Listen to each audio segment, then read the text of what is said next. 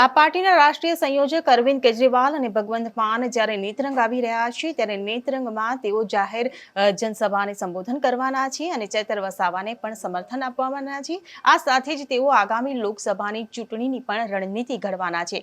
ત્યારે તેમના ગુજરાત પ્રવાસને લઈને નેત્રંગમાં જે જનસભા યોજાવાની છે તેને લઈને નેત્રંગમાં હાલ શું તૈયારીઓ ચાલી રહી છે અને આપના જે કાર્યકર્તાઓ છે, આપના જે નેતાઓ છે, તેઓ લોકોને કેવી રીતે આહવાન કરી રહ્યા છે તેનો સમગ્ર રિપોર્ટ આ અહેવાલમાં। નમસ્કાર, હું હિરલ પરમાર અને આપ જોઈ રહ્યા છો નિર્ભય ન્યૂઝ।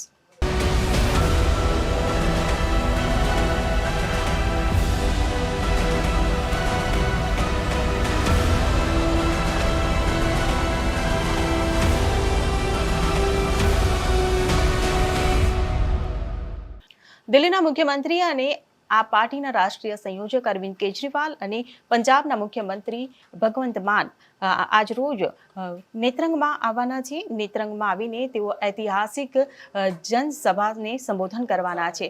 ત્યારે હાલ તો તેની તૈયારીઓ શરૂ કરી દેવામાં આવી છે। નેત્રંગમાં જે સ્થળ પર જે જાહેર સભા યોજાવાની છે તે સ્થળ પર તૈયારીઓ પણ પૂરજોરમાં ચાલી રહી છે। આ પહેલા પણ અને આજે પણ આપના જે કાર્યકર્તાઓ છે, આપના નેતાઓ છે, આપના જે સમર્થકો છે, આદિવાસી નેતાઓ છે, તે તમામ આદિવાસી જનતાને નેત્રંગમાં ઉપસ્થિત રહેવા માટે આહવાન કરી રહ્યા છે। ત્યારે આપ પાર્ટીના તાલુકા પ્રમુખ નેત્રંગમાં ઉપસ્થિત રહેવા માટે આદિવાસીઓને શું આહવાન કરી રહ્યા છે તે સાંભળો। જય આદિવાસી, જય જોહાર। હું શ્રી રાજેન્દ્રભાઈ, આમ આદમી પાર્ટી ડેડિયાપાડા તાલુકા પ્રમુખ। આજના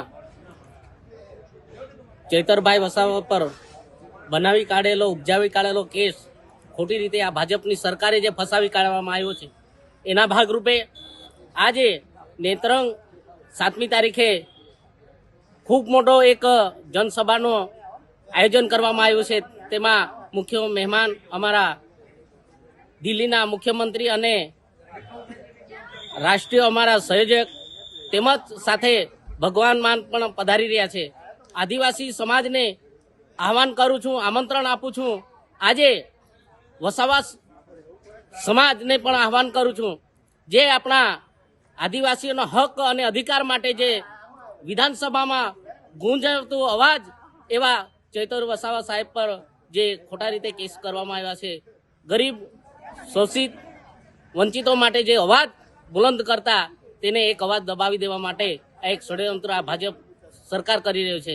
તે માટે આપને મારા આમંત્રણ છે, કાલે આવો સૌએ સાથે મળીને એક સાહેબને સમર્થન માટે એક અવાજ બનીએ। જય આદિવાસી, જય જોહાર। તમને મારો અહેવાલ કેવો લાગ્યો તેમને કમેન્ટ બોક્સમાં લખીને ચોક્કસથી જણાવશો અને જો વિડીયો પસંદ આવ્યો હોય તો વિડીયોને લાઇક, શેર અને અમારી ચેનલ નિર્ભય ન્યૂઝને સબસ્ક્રાઇબ કરવાનું ભૂલશો નહીં। આભાર।